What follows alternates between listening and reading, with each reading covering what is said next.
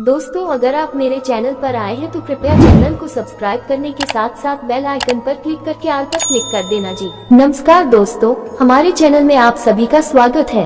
दोस्तों, आज हम श्रीमद् भगवत गीता के बारे में सुनेंगे, तो आइए दोस्तों सुनते हैं। भगवत गीता अध्याय 8 अक्षर ब्रह्म योग, अविनाशी भगवान का योग। यह अध्याय संक्षेप में कुछ महत्वपूर्ण शब्दों और अवधारणाओं का वर्णन करता है जिनका उपनिषदों में विस्तार से उल्लेख किया गया है। इसमें यह वर्णन भी किया गया है कि मृत्यु के पश्चात आत्मा के गंतव्य का निर्धारण किस प्रकार से होता है। देह का त्याग करते समय यदि हम भगवान का स्मरण करते हैं तब हम निश्चित रूप से उसे पालेंगे। इसलिए अपने दैनिक कार्यों को संपन्न करने के साथ साथ हमें सदैव उसकी विशेषताओं, गुणों और दिव्य लीलाओं का चिंतन करना चाहिए। जब हम अनन्य भक्ति से अपने मन को भगवान में पूर्णतया तल्लीन कर लेते हैं तब हम भौतिक आयामों से परे आध्यात्मिक क्षेत्र में प्रवेश करते हैं। तत्पश्चात इस अध्याय में भौतिक क्षेत्र में स्थित कुछ लोगों की चर्चा की गई है। इसमें बताया गया है कि सृष्टि के चक्र में ये लोग और इन पर निवास करने वाले असंख्य प्राणी कैसे इनमें प्रकट होते हैं और प्रलय के समय पुनः अव्यक्त हो जाते हैं। किंतु इस व्यक्त और अव्यक्त सृष्टि से परे भगवान का दिव्य लोक है। वे जो प्रकाश के मार्ग का अनुसरण करते हैं वे अंततः दिव्य लोक में पहुँचते हैं और फिर कभी नश्वर संसार में लौटकर नहीं आते, जबकि अंधकार के मार्ग का अनुसरण करने वाले लोग जन्म, रोग, बुढ़ापे और मृत्यु के अनंत चक्रों में देहांतरण करते रहते हैं। अर्जुन ने कहा, हे भगवान, ब्रह्म क्या है, अध्यात्म क्या है और कर्म क्या है, अधिभूत को क्या कहते हैं और अधिदैव किसे कहते हैं। हे मधुसूदन, अधियज्ञ कौन है और यह अधियज्ञ शरीर में कैसे रहता है। हे कृष्ण, दृढ़ मन से आपकी भक्ति में लीन रहने वाले मृत्यु के समय आपको कैसे जान पाते हैं। परम कृपालु भगवान ने कहा, परम अविनाशी सत्ता को ब्रह्म कहा जाता है। किसी मनुष्य की अपनी आत्मा को अध्यात्म कहा जाता है। प्राणियों के दैहिक व्यक्तित्व से संबंधित कर्मों और उनकी विकास प्रक्रिया को कर्म या साकाम कर्म कहा जाता है। हे देहधारियों में श्रेष्ठ, भौतिक अभिव्यक्ति जो निरंतर परिवर्तित होती रहती है उसे अधिभूत कहते हैं। भगवान का विश्व रूप जो इस सृष्टि में देवताओं पर भी शासन करता है उसे अधिदैव कहते हैं। सभी प्राणियों के हृदय में स्थित मैं परमात्मा अधियज्ञ या सभी यज्ञों का स्वामी कहलाता हूँ।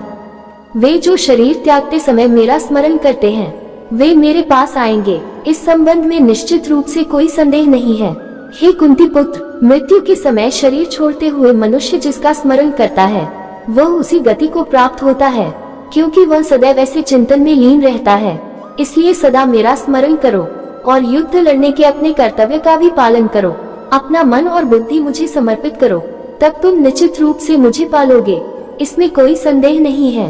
हे पार्थ, अभ्यास के साथ जब तुम अविचलित भाव से मन को मुझ पुरुषोत्तम भगवान के स्मरण में लीन करते हो तब तुम निश्चित रूप से मुझे पालोगे। भगवान सर्वज्ञ, आदि पुरुष, नियंता, सूक्ष्म से सूक्ष्मतम, सबका पालक, अज्ञानता के सभी अंधकारों से परे और सूर्य से अधिक तेजवान है और अचिंतनीय दिव्य स्वरूप के स्वामी है। मृत्यु के समय जो मनुष्य योग के अभ्यास द्वारा स्थिर मन के साथ अपने प्राणों को भौहों के मध्य स्थित कर लेता है और दृढ़ता पूर्वक पूर्ण भक्ति से दिव्य भगवान का स्मरण करता है वह निश्चित रूप से उन्हें पा लेता है। वेदों के ज्ञाता उसका वर्णन अविनाशी के रूप में करते हैं।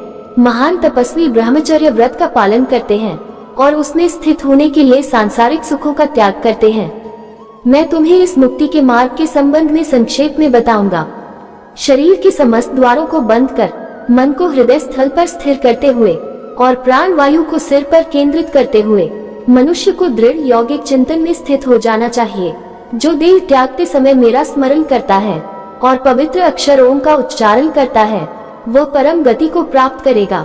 हे पार्थ, जो योगी अनन्य भक्ति भाव से सदैव मेरा चिंतन करते हैं उनके लिए मैं सरलता से सुलभ रहता हूँ, क्योंकि वे निरंतर मेरी भक्ति में तल्लीन रहते हैं। मुझे प्राप्त कर महान आत्माएं फिर कभी इस संसार में पुनः जन्म नहीं लेती, जो नित्य नित्य और दुखों से भरा है, क्योंकि वे पूर्ण सिद्धि प्राप्त कर चुकी होती हैं। हे अर्जुन, इस भौतिक सृष्टि के सभी लोकों में ब्रह्मा के उच्च लोक तक तुम्हें पुनर्जन्म प्राप्त होगा। हे कुंती पुत्र, परंतु मेरा धाम प्राप्त करने पर फिर आगे पुनर्जन्म नहीं होता। 1000 चक्र के 4 युग महायुग का ब्रह्म का कल्प 1 दिन होता है और इतनी अवधि की उसकी 1 रात्रि होती है। इसे वही बुद्धिमान समझ सकते हैं जो दिन और रात्रि की वास्तविकता को जानते हैं। ब्रह्मा के दिन के शुभारंभ पर सभी जीव अव्यक्त अवस्था से व्यक्त होते हैं और रात्रि होने पर पुनः सभी जीव अव्यक्त अवस्था में लीन हो जाते हैं। ब्रह्मा के दिन के आगमन के साथ असंख्य जीव पुनः जन्म लेते हैं और ब्रह्मांडीय रात्रि के आने पर अगले ब्रह्मांडीय दिवस के आगमन पर स्वतः पुनः प्रकट होने के लिए विलीन हो जाते हैं। व्यक्त और अव्यक्त सृष्टि से परे अन्य अव्यक्त शाश्वत आयाम है। जब सब कुछ विनष्ट हो जाता है किंतु उसकी सत्ता का विनाश नहीं होता। यह अव्यक्त आयाम परम गंतव्य है और इस पर पहुंचकर फिर कोई नश्वर संसार में लौटकर नहीं आता। यह मेरा परम धाम है। परमेश्वर का दिव्य व्यक्तित्व सभी सत्ताओं से परे है। यद्यपि वह सर्वव्यापक है और सभी प्राणी उसके भीतर रहते हैं, तथापि उसे केवल भक्ति द्वारा ही जाना जा सकता है। हे भरत श्रेष्ठ, अब मैं तुम्हें इस संसार से दूर विभिन्न मार्गों के संबंध में बताऊंगा। इनमें से एक मार्ग मुक्ति की ओर ले जाने वाला है और दूसरा पुनर्जन्म की ओर ले जाता है। वे जो परब्रह्म को जानते हैं और जो उन 6 मासों में जब सूर्य उत्तर दिशा में रहता है, चंद्रमा के शुक्ल पक्ष की रात्रि और दिन के शुभ लक्षण में देह का त्याग करते हैं, वे परम गंतव्य को प्राप्त करते हैं। वैदिक कर्म कांडों का पालन करने वाले साधक चंद्रमा के कृष्ण पक्ष की रात्रि में धुएं के समय जब सूर्य दक्षिणायन में रहता है के 6 माह के भीतर मृत्यु को प्राप्त होते हैं। वे स्वर्गलोक को प्राप्त करते हैं। स्वर्ग के सुख भोगने के पश्चात वे पुनः धरती पर लौटकर आते हैं। प्रकाश और अंधकार के ये दोनों पक्ष संसार में सदा विद्यमान रहते हैं। प्रकाश का मार्ग मुक्ति की ओर तथा अंधकार का मार्ग पुनर्जन्म की ओर ले जाता है।